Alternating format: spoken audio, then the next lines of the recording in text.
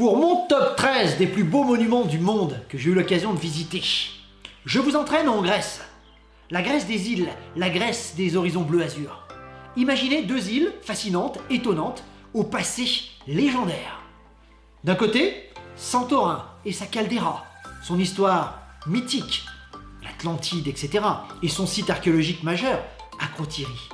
De l'autre, l'île des Chevaliers, l'île du Colosse. Je veux parler de l'île de Rhodes.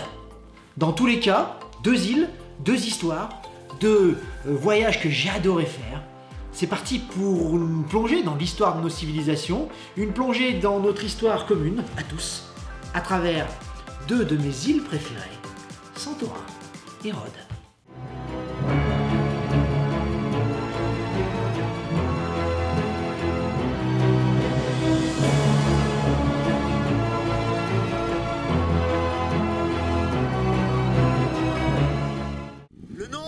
De Santorin, c'est Terra.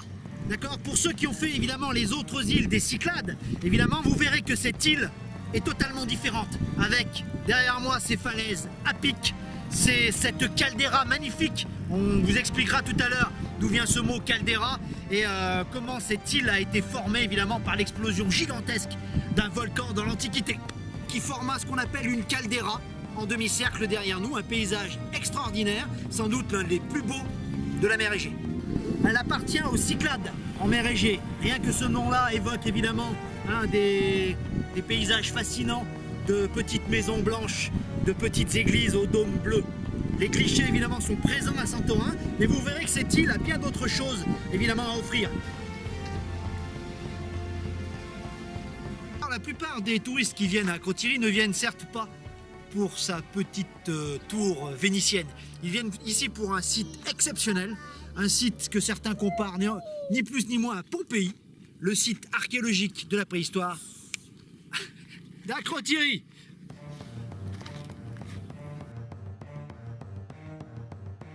Petite question pratique, le site d'Akrotiri coûte 5 € par personne et l'idéal c'est de venir maintenant. Le site est ouvert jusqu'à 20 h. Donc là on est à 18h30, il n'y a quasiment plus personne sur le site et c'est vraiment le top. Ou alors il faut venir le matin de bonne heure, c'est vous qui voyez, nous on est plutôt du soir. Allez, hop. Donc c'est ici qu'en 1860 on décida de creuser des carrières pour récupérer les pierres ponces destinées à Ferdinand de Lesseps et aux parois de son canal de Suez. Et là, oh surprise,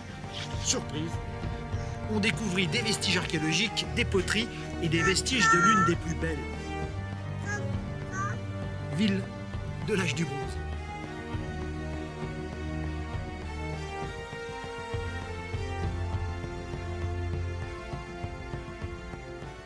Sans le savoir, on venait de tomber sur l'un des sites archéologiques les plus remarquables de l'histoire de l'humanité. Il faudra 2 guerres mondiales, une guerre civile, pour qu'enfin, dans les années 60, l'archéologue Marinatos pose les premiers coups de pioche et découvre ce site exceptionnel. On peut se rendre compte quand on est dans ce remarquable site archéologique qui a été, vous l'avez vu, équipé d'une façon très très moderne. Depuis qu'en 2005, il y a quand même un toit qui s'est effondré sur des touristes, un mort et 6 blessés quand même. Aujourd'hui, n'ayez aucune inquiétude, le site est très soft, il est réouvert en 2005.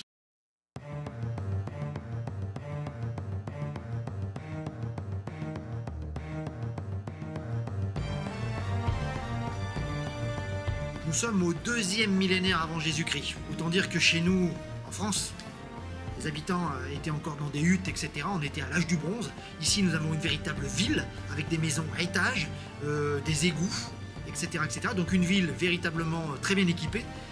Certaines étaient également ornées de fresques fabuleuses montrant la richesse des commerçants d'Akrotiri. Il y a une très très forte influence minoenne.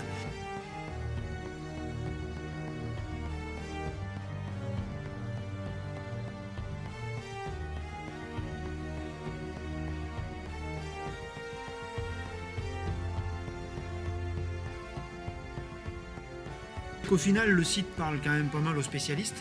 Mais il y a quand même une ambiance, une certaine atmosphère dans ce lieu. On se dit que des milliers de gens ont vécu ici, se sont aimés ici et sont morts ici.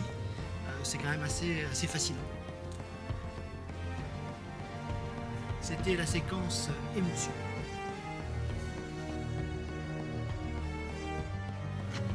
Voilà. presque 20 heures, la visite d'Akrotiri se termine maintenant. C'est cap sur Rhodes. Aux confins de la Grèce orientale et à 2 pas des côtes turques, se dresse une île magnifique, une île fascinante.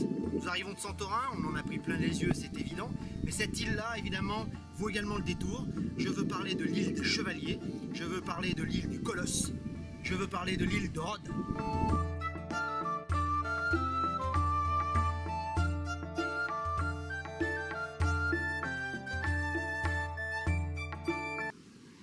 La ville de Rhodes est sans conteste l'une des villes médiévales les mieux conservées du monde.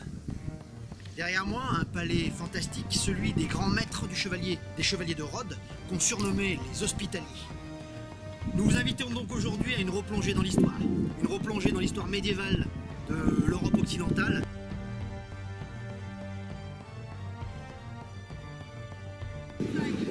On a le temps de monter les marches du palais Castellagne à l'ancienne bourse de commerce des chevaliers de Rhodes. Du haut, évidemment, de ces marches, une petite terrasse donne et surplombe la place Hippocratus avec sa fameuse fontaine. Vous êtes au centre de Rhodes, vous êtes au centre de la ville médiévale.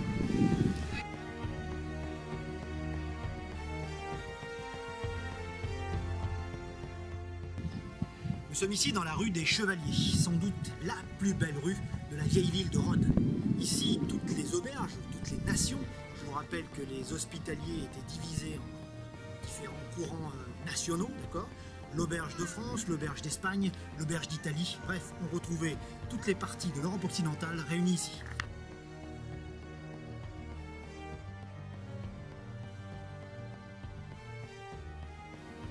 L'ordre des hospitaliers, comme on les surnommait, était divisé en 7 puis 8 langues, ou 8 nations. Nous sommes ici dans l'une de leurs auberges, l'auberge de France, sans doute la plus belle de toute la rue des Chevaliers.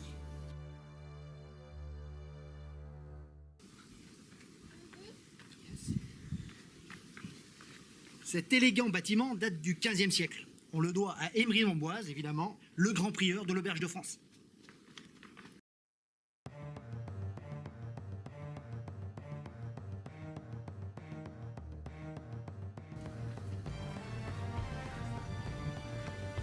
La rue des Chevaliers est une rue extrêmement ancienne qui reliait autrefois, au temps de l'Antiquité, évidemment, le port au temple d'Hélios, le dieu soleil, où s'est construit par la suite le château des grands maîtres.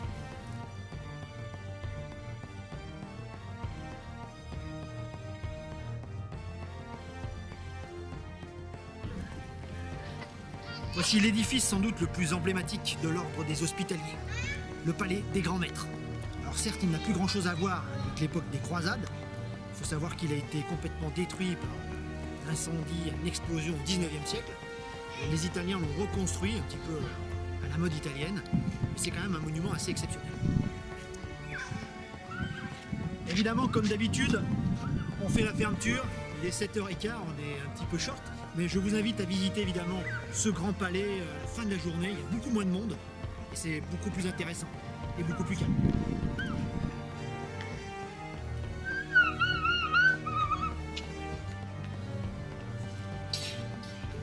Autre avantage en fin de journée, c'est qu'on met les lampions, etc. Il y a vraiment une ambiance assez fantastique.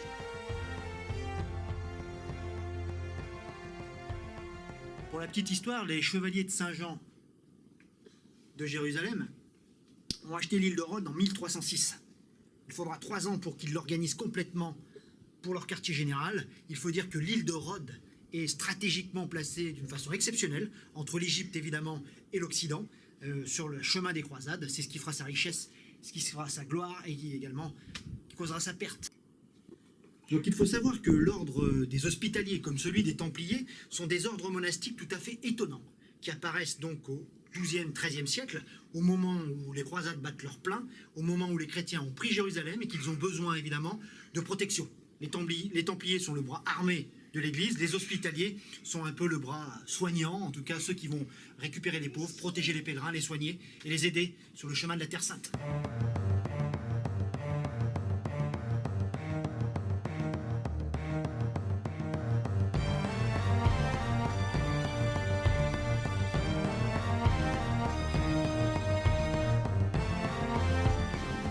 portes et les remparts de la ville de Rhodes constituent le fabuleux héritage qu'ont laissé les chevaliers de Saint-Jean de Jérusalem.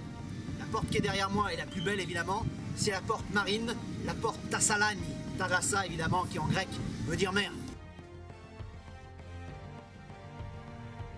Donc à la sortie de la porte marine, vous atterrissez sur le vieux port.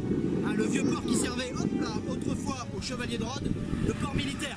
C'est là également qu'on pouvait retrouver l'énorme colosse de Rhodes dans l'Antiquité, qui était une des 7 merveilles du monde.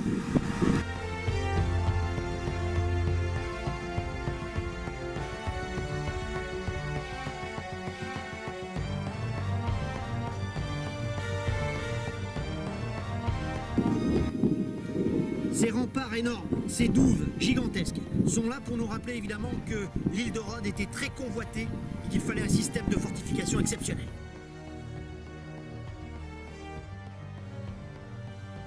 Pour la petite info, les grosses boules en pierre, c'est des boulets gigantesques quand même. Je vous rappelle, c'est une visite et une balade super sympa, le tour des remparts. On est à 2 pas de la porte, à Candia, celle qui mène au grand ferry, aux terminaux pour quitter l'île de Rhodes.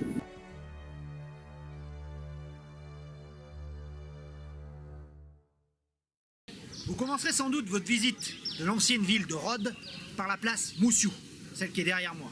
Ce majestueux bâtiment que vous voyez ici date évidemment de la période des chevaliers de Rhodes, ce qu'on appelait les chevaliers de Saint-Jean de Jérusalem, ordre qui a été fondé en même temps que les Templiers, je vous le rappelle, à l'époque des croisades. Ils étaient chargés évidemment d'héberger, de soigner les malades sur la route de Jérusalem. On vous conseille de le visiter soit tôt le matin, soit comme on va le faire nous, en soirée. Il n'y a plus grand monde évidemment, et il ferme à 20 h.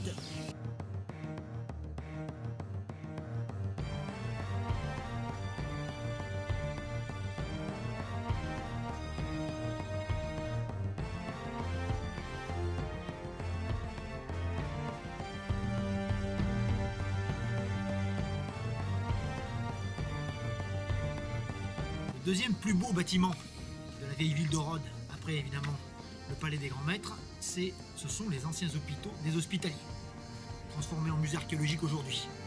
Pour la petite histoire, la construction a débuté en 1440 avec Jean Bompard de Lastic, dont les emblèmes sont à l'entrée du portail. C'est un blason supporté par 2 anges. Sachez que faute de moyens, il a dû abandonner un petit peu la construction et c'est le grand maître Pierre d'Aubusson qui reprendra la chose en 1480 pour finir le bâtiment.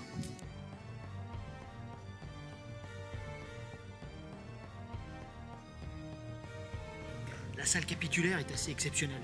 Une énorme salle où devaient se trouver la plupart des blessés, des gens hospitalisés à cette époque et soignés par les chevaliers évidemment à leur ordre.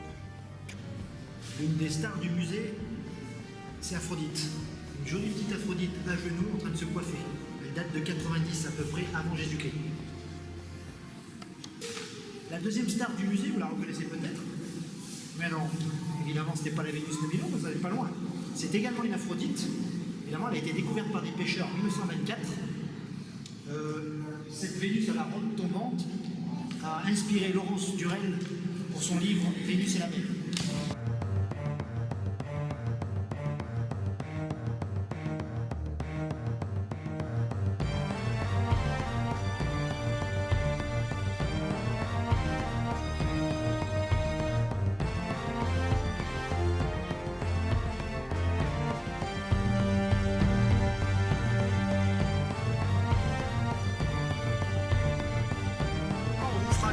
De la description précise de tous les vases, etc. de l'époque hellénistique et grecque même, de toutes les statues qu'il y a dans ce musée. Évidemment, la collection est assez exceptionnelle, c'est tout ce qui a été tourné, évidemment, trouvé sur l'île de Rhodes. Les 2 Aphrodites, évidemment, sont les stars incontestées, la tête également du dieu Hélios, mais la star, évidemment, du musée, c'est le bâtiment, c'est les hôpitaux, véritablement un chef-d'œuvre d'architecture médiévale.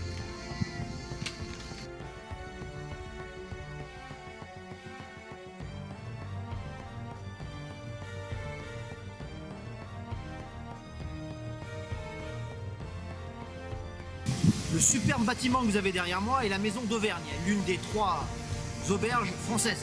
Elle a été construite en 1507 par le grand maître Guy de Blanchefort.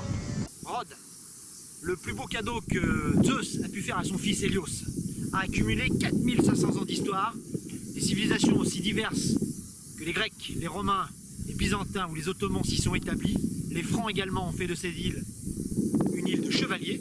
Ce que nous avons derrière nous aujourd'hui, c'est les merveilles de la civilisation grecque.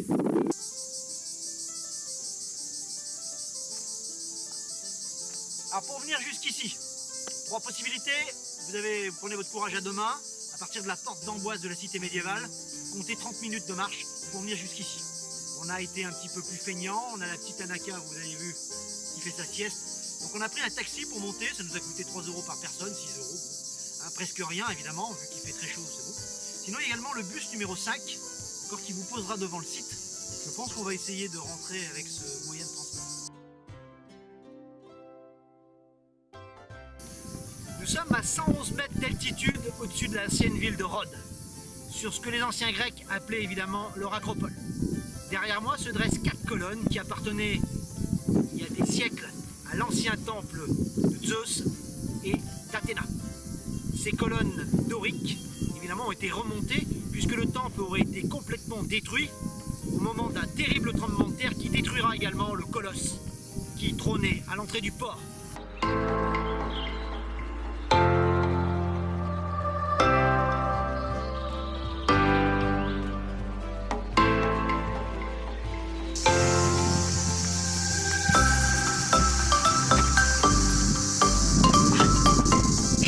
Dans les stades antiques.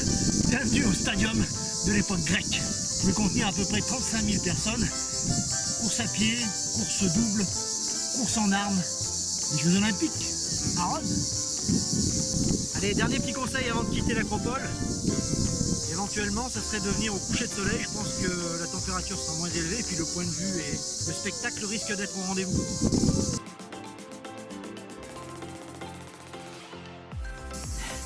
Bon, on n'a pas pris le bus finalement, on est venu à pied. 20 minutes, même pas essoufflé, j'ai envie de dire que ça se fait tout à fait tranquillement.